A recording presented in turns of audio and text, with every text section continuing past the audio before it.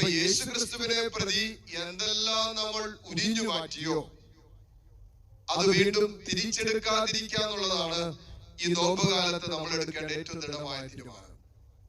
യേശു ക്രിസ്തുവിൽ അവർക്കുണ്ടായ സകല സ്വപ്നങ്ങളും തകർന്നു. ഇപ്പൊ രാജ്യം സ്ഥാപിക്കുന്നതൊക്കെ പറഞ്ഞിട്ട് 3 നാടുകളിൽ പിടഞ്ഞു മരിച്ചു, കല്ലറകളടക്കം ചെയ്തു. അങ്ങനെ നോക്കുമ്പോൾ അവരുടെ സകല പ്രതീക്ഷകളും അസ്തമിച്ച് നിൽക്കുമ്പോൾ പത്രോസ് പറഞ്ഞു, ഞാൻ പോവുക ഇങ്ങോട്ടാ മീൻ പിടിക്കാൻ. അപ്പോൾ ഉണ്ടായിരുന്ന മക്കളവരും പറഞ്ഞു, ഞങ്ങളും പോരുക.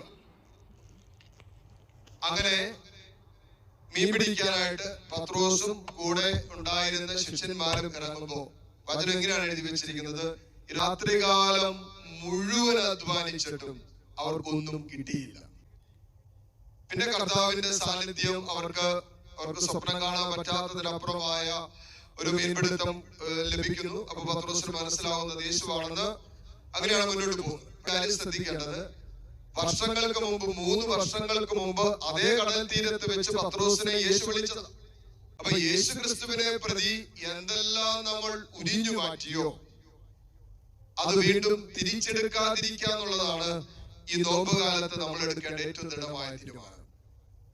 അപ്പൊ പത്രോസ് വള്ളം ഉപേക്ഷിച്ചു, വല ഉപേക്ഷിച്ചു, കടൽ ഉപേക്ഷിച്ചു, ആ മീൻപിടുത്തത്തിൻ്റെതായ കൂട്ടുകെട്ടുണ്ട് അത് ഉപേക്ഷിച്ചു, കുടുംബത്തെ ഉപേക്ഷിച്ചു, എല്ലാം ഉപേക്ഷിച്ചിട്ട് മനുഷ്യനെ പിടിക്കുന്നവനാക്കാമെന്നുള്ള ദൈവത്തിന്റെ സ്വരം കേട്ടിട്ട് മീൻപിടുത്തം ഉപേക്ഷിച്ച് മനുഷ്യനെ പിടിക്കുന്നവനായി പുറത്തോട്ടിറങ്ങിയ പത്രോസ് ഇതാ വീണ്ടും അവൻ തന്റെ പഴയ വഴിയിലേക്ക് തന്നെ തിരിച്ചു പോകുന്ന അവസ്ഥ. മനുഷ്യനെ ഉരിഞ്ഞു മാറ്റാന്ന് പറഞ്ഞാൽ അത് അത്ര എളുപ്പമുള്ള കാര്യമല്ല.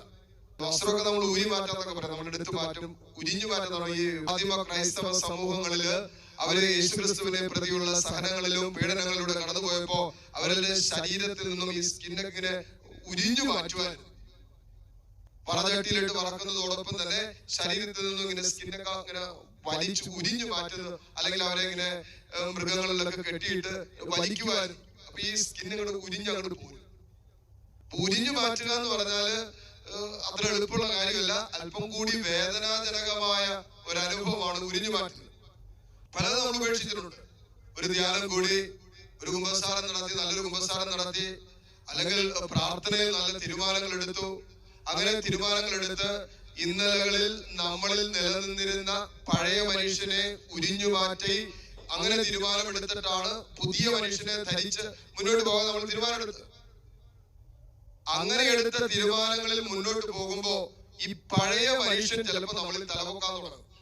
കാരണം എന്താ? അതിനെ പൂർണ്ണമായി എടുത്തു മാറ്റാത്തതുകൊണ്ട്.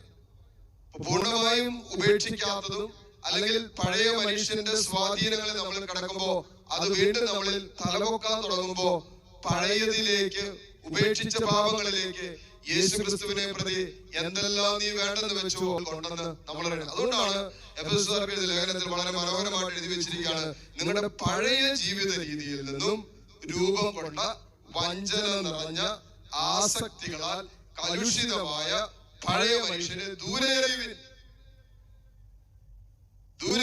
എന്നിട്ട് കൂട്ടിച്ചേർക്കാണ്, നിങ്ങളുടെ മനസ്സിന്റെ ചൈതന്യത്തിൽ നവീകരിക്കപ്പെടട്ടെ, യഥാർത്ഥമായ വിശുദ്ധിയിലും നീതിയിലും ദൈവത്തിന്റെ സാദൃശ്യത്തിൽ സൃഷ്ടിക്കപ്പെട്ട പുതിയ മനുഷ്യനെ നിങ്ങൾ ധരിക്കുവിൻ.